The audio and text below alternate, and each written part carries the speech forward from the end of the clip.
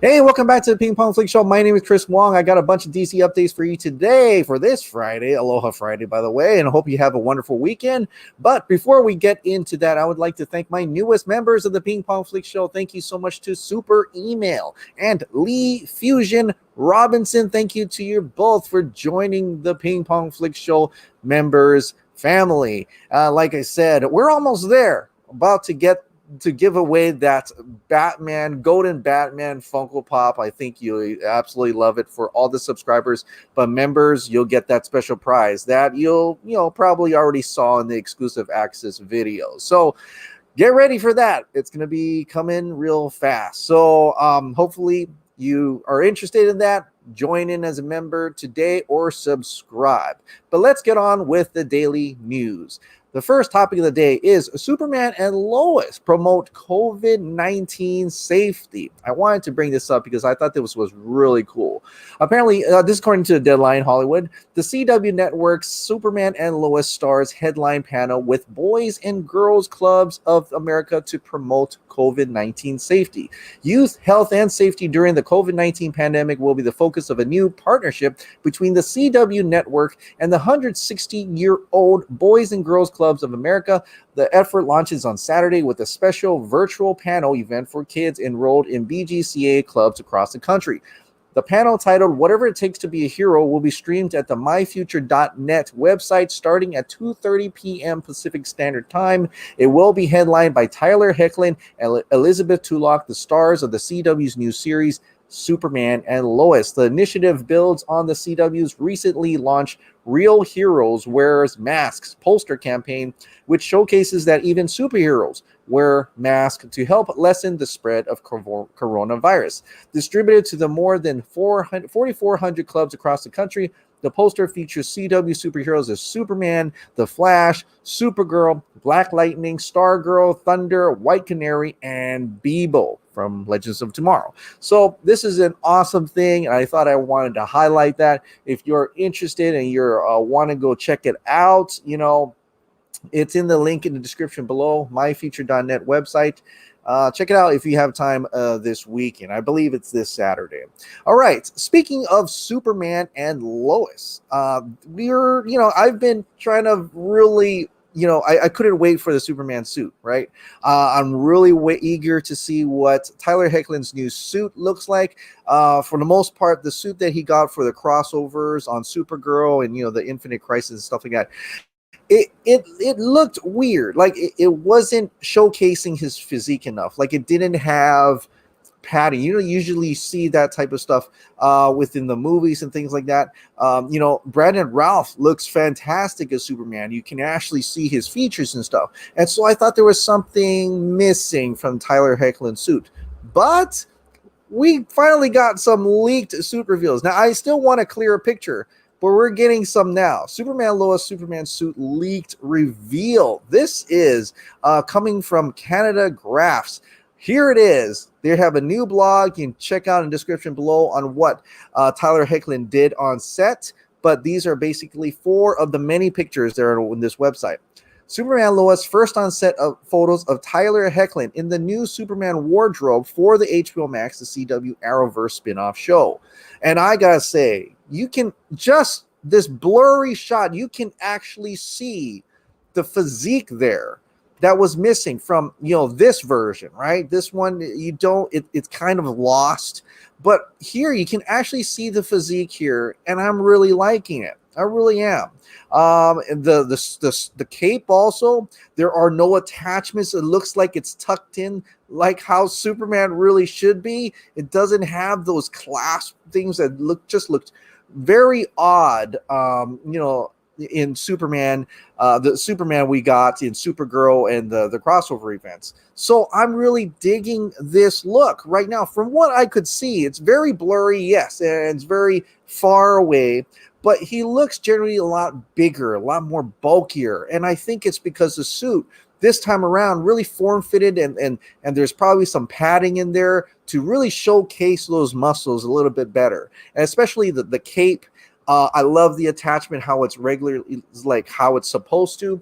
I know people were joking about he doesn't have trunks. Well, he never had trunks, right? The Tyler Hoechlin's version never had trunks to begin with, so it's not a big surprise to me. But I'm really liking how this looks. I'm really excited to see the actual version of the suit when we finally get a reveal, like Javicia Leslie's Batwoman. We had all these behind the scenes sets, looks, and then later on they revealed an official, magazine cover, a real nice photograph look of the suit, of her in the suit, and it looks fantastic. So I'm hoping for the same. I'm sure they will. We're probably going to see it pretty soon, since we're already seeing behind the scenes. There's going to be better one shots too, and I think there's going to be people with video cameras, better shots and with the video cam to see it in motion, things like that. But I'm really liking it. In fact, it looks like the DC animated movie version. I mean, it does kind of look like that. Down to the this part. Well, this is kind of a little bit. It comes out a little bit,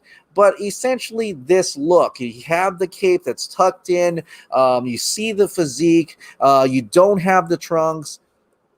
I'm impressed. I'm really impressed. I'm really thinking they are really giving it, it all this time around, and showing that this is a Superman. This is really Superman. In fact, like I said before, when I'm watching Supergirl and that first, the second season, the first 2 episodes or 3 episodes where you see Tyler Hoechlin as Superman, I was pretty impressed by that. But the suit still bothered me a little bit. And I'm pretty thankful. I'm really glad to see that. I think I'm going to be very satisfied with what we're going to get in Superman and Lois. That suit looks amazing to me. Right now, how blurred it is, it looks amazing to me. I don't know, but what do you think? What are your thoughts about this new look, leaked and blurred look from Canada Graphs about that suit? I think it looks great. Let me know what you think about that. So that's Superman and Lois, Superman suit leak reveal. Now we're going to talk a little bit about the movies now. Wonder Woman 1984, like I said, Grace Randolph reported that it was probably going to have a move to shift to June.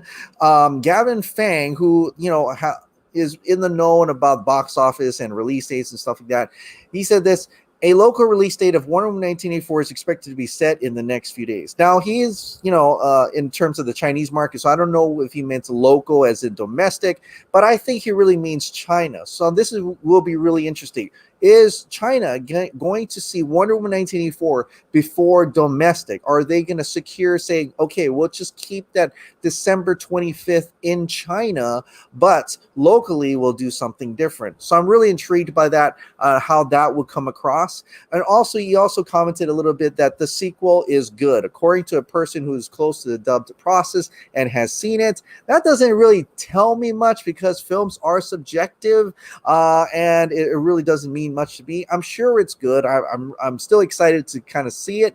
Not as hyped as before because they keep delaying it, but I still want to go check that out in Wonder Woman 1984. So hopefully we know a little bit further, and maybe some dates will change, and I don't know, throw it on digital. I don't know. I'd pay $30 for it. I'm not lying. I'm not kidding. So that's going to be interesting. Wonder Woman 1984. I hope something comes out of that. Now, there is a movie that was supposed to have been made, but it has been canceled. But there's hope, and crossing all fingers and toes that Ben Affleck's Batman could still come out. This is coming from Scoot at We Build Mechs. Apparently, he's revealing to us a canceled Batman movie location. He is a screenwriter, and I guess he's worked on Fantastic, right? That Fox movie that didn't do so well because of so many reshoots and stuff like that. And there's this scene where Dr. Doom is going through this hallway and stuff like that. Well, he said this. Fun fact: we shot this scene in an abandoned hospital. This same hospital is going to be used as an Arkham Asylum in Ben Affleck's canceled Batman movie. I guess it's an exclusive, and yes, it is an exclusive. Exclusive, as Krypton Cage pointed out. Definitely exclusive. Oh man, what? You're telling me there was? Yeah, I could totally understand there's going to be an Arkham Asylum probably in the cancel, but just to hear that and say this was going to be shot, we're looking at essentially a first look into Ben Affleck's Batman, and how that was supposed to be, this was supposed to be an Arkham Asylum. Oh man, that really hurts. It really does. But you know what? It's okay. I think we're gonna get it. I think that it's possible, more possible, that we could definitely get that Ben Affleck's Batman. I know a lot of people are saying they heard this, or they're reporting that there is coming out, things like that. And it's been so delayed so long and canceled. I'm ready to hear the actual official reveal, official confirmation from the studio in itself, or Ben Affleck, or when the trades come out saying it's going to come out a certain time. I'm ready for that. And I really hope it does come out. I think it's something special. I think it's something that they'd be dumb enough not to do. And, like Dave's Film Junkie says, they are definitely going to do it. It's just up to Ben. And if that's the case, then I truly hope Ben says yes, or has said yes, and our dreams will come true for that ultimate Ben Affleck Batman story, that ultimate Batman story that Jay Oliva says is the best screenplay he's ever read. I'm totally ready to see that, and I think you guys are as well. So that's awesome to get that little bit of what was to come in Ben Affleck's canceled Batman movie, Arkham Asylum. How cool would that have been? And could still be. I'm just saying, it could still be. I'm still holding out hope for that. But there is a movie that is coming out, or turning into a mini series now, and that is Zack Snyder's Justice League. Now we know additional photography is, reported to be done, but we didn't have much reveals about that. Well, our very own Victor Koo, Mighty Pegasus, the winner of the Zack Snyder's Justice League fan poster, who has gotten the slate from Zack Snyder and was able to go to additional photography. Looks like he's teasing that day. He says on that day, it was the first time I finally wore that hoodie. I kept it for that special occasion. Silly me, I know. LOL, Zack Snyder's Justice League, road to 2021. I just want to say that he has a photograph of him either going to the airport or coming back from the airport. That's Sky Chefs. That's definitely an airport. I think he was at that time flying to California to shoot the additional photography. And man, I would love to see other pictures or maybe even video on this dude's phone, because this dude got to meet Zack Snyder, possibly meeting a bunch of cast members like, I don't know, Ben Affleck, Batman, Ray Fisher, Cyborg, wow. What, congratulations, Victor. Every single one of us envies you so damn much. So lucky you. So we can't wait to hear that when you can actually reveal what you've seen, whatever NDAs you have that you probably can't say, and hopefully we'll get to have a little tease of your journey to Zack Snyder's Justice League, that set, or even on the set, in due time. No pressure, Victor. So I can't wait to hear more about that. But because we're talking about Zack Snyder's Justice League, looks like we may actually have a release date. Are you kidding me? Now, initially, Zack Snyder's Justice League, according to HBO Max, said that the release would be around early to mid 2021. But according to Grace Randolph here, when someone said Zack Snyder's Justice League comes out next September, I think Grace Randolph just tweeted out, just bam, like March.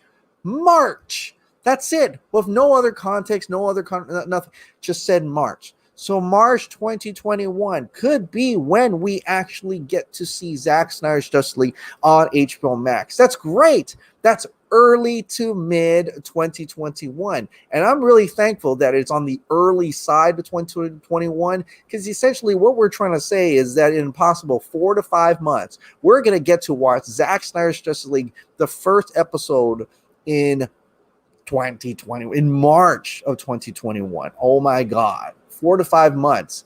Can we please survive 4 to 5 months? Everyone stay safe, keep safe, and hang on tight. We're almost there to Zack Snyder's Justice League in March of 2021. And John Aaron Garza, of course, he had to pull that off. He probably says, I love how I said March 28th will be released for Zack Snyder's Justice League back in August, and people didn't believe me. So I guess you were right. But we still haven't seen it yet, so we're gonna roll the dice still yet. But yeah, you did say March 28th of 2021. All right, let's see if it really happens. No pressure, but I would definitely love to see that. March is usually the time Zack releases his things anyway. Batman v Superman is one of those. That was released March 25th or 26th, around there. And it seems likely. It really does. And I really am excited to see that happen. March. Could that be the time we actually finally get to see Zack Snyder's Justice League? I truly hope so. But until then, there is I guess you can call it an anniversary coming up. It's a monumental day, November 17th. Now, November 17th was a tragedy in 2017 because that's when not Zack Snyder, but Justice League came out in theaters. But we turned that around because on November 17th of 2019 is when the hashtag Release the Snyder Cut trended like that whole week. It made a massive deal, right? It was a big deal because that's when our voices were heard. So there is something coming out where you could celebrate with all of us in terms of uniting again, putting away our differences, things like that.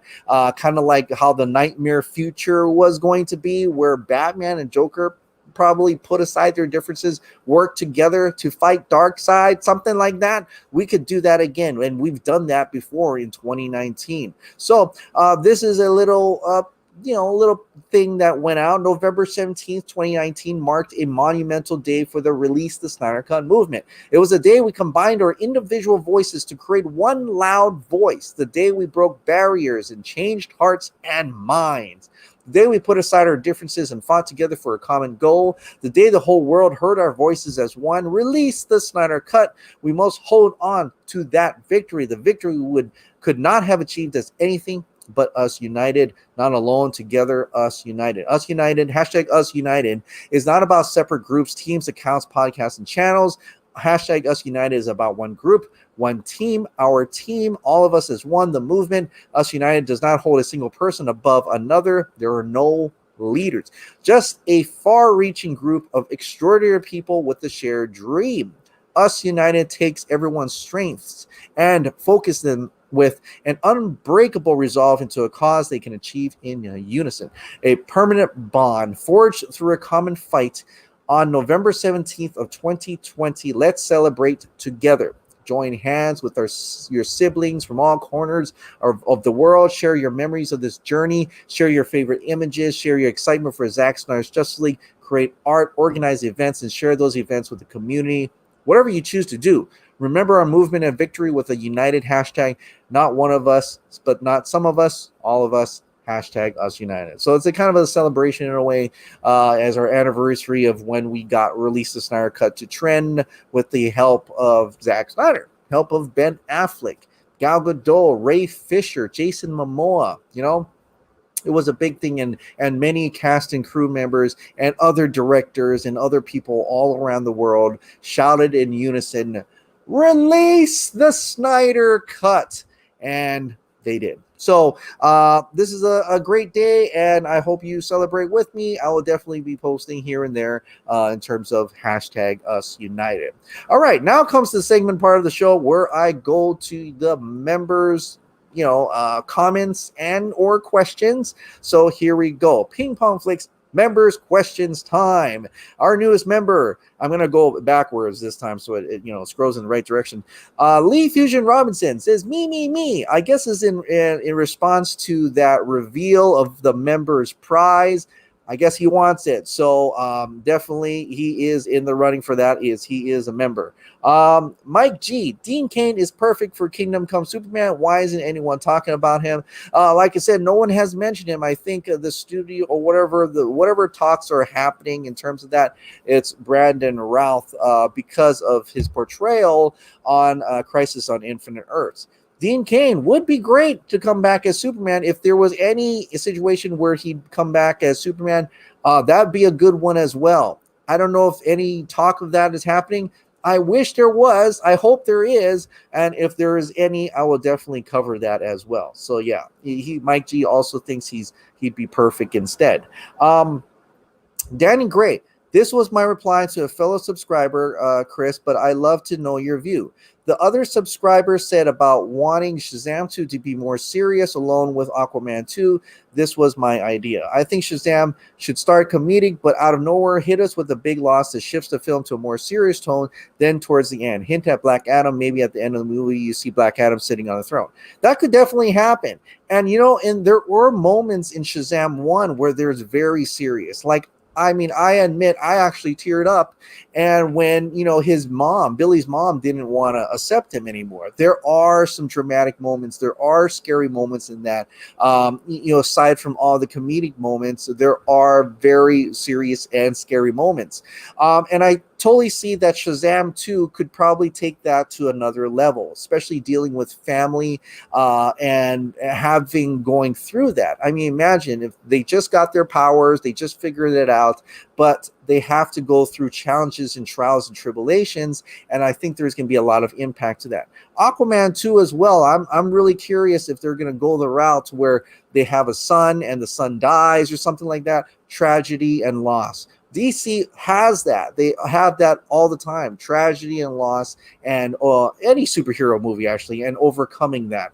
And yes, DC in terms of the movies are a little bit darker in that affair, but it works to their advantage because within the darkness you can see that little glimmer of hope of light, and I think there's going to have a little bit more into that. I'm not opposed to that at all. I think that would be really great, and I think it's something maybe David F. Sandberg may be looking into. So I'm going to like that. Haha! Do you buy Lee Fusion Robinson?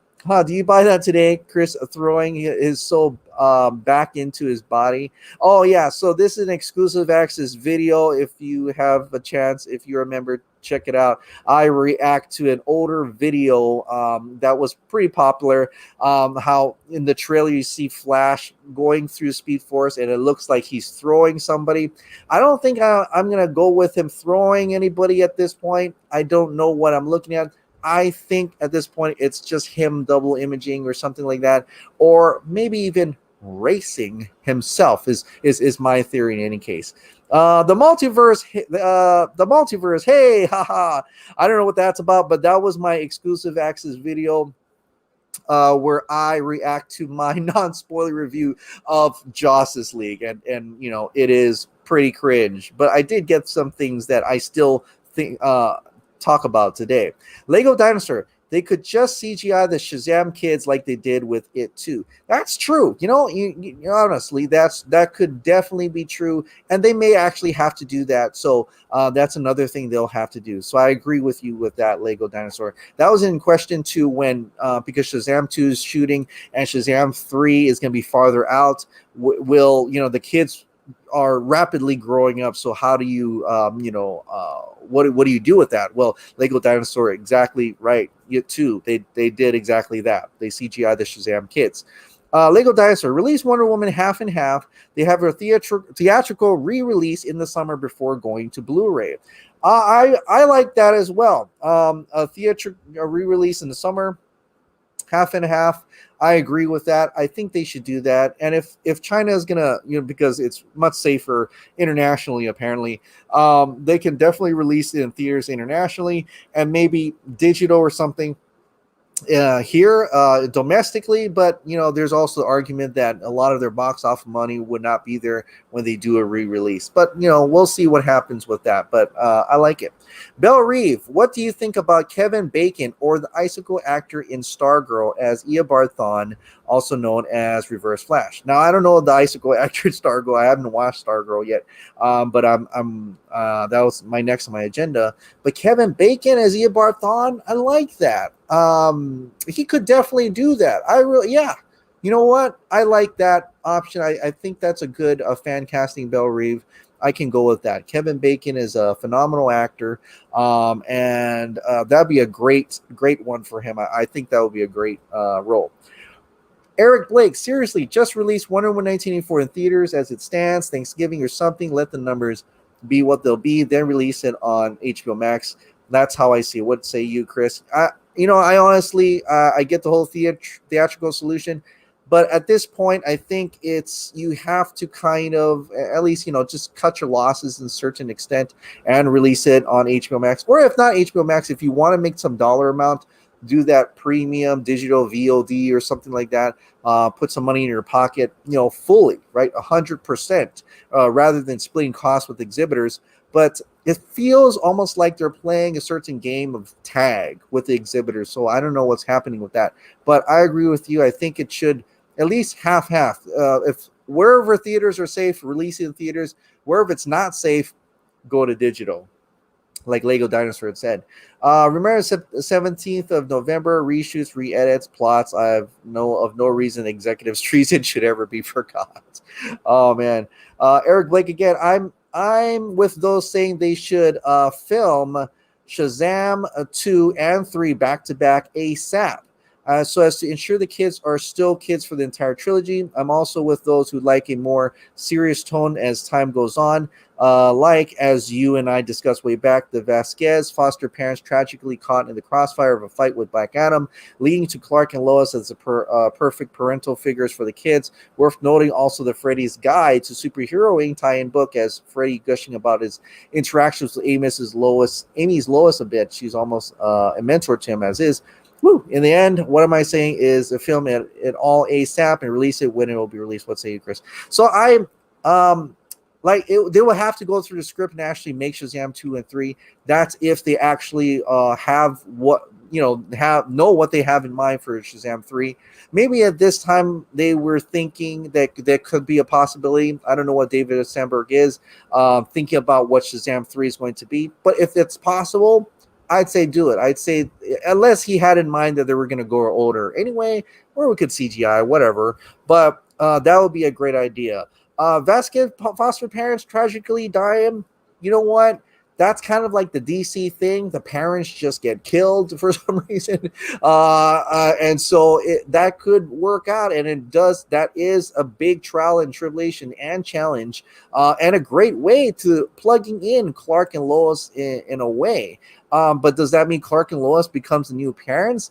Unless at this point in time, some of them are older to the point, especially I forgot her name, but I think Mary is older, that she could kind of be taking care, guardian for the other kids, and they don't have to go through foster, and Clark and Lois don't actually have to be the parents, but they would be a good plug-in to teaching them things here and there, like you said, Lois could be journalism in a way, and Clark, of course, teaching them how to be a superhero. So totally love to see that. But it could be as simple as just Clark teaching Shazam. But I get why you want to put Amy Adams in there, definitely. But yeah, that would be possible. I love that idea, and if they can make it happen, I'm all for it. So I think that's it. That's it for the questions and comments. Thank you so much. Like I said, if you absolutely love watching this daily dose of DC content and movies, shows, and video games, please click the like button. Hit that subscribe button, ring that notification bell, keep this hot dog light on, grab a t-shirt or a sticker or a pillow or a mug and a Teespring down below, and have a wonderful weekend, and I'll see you next time.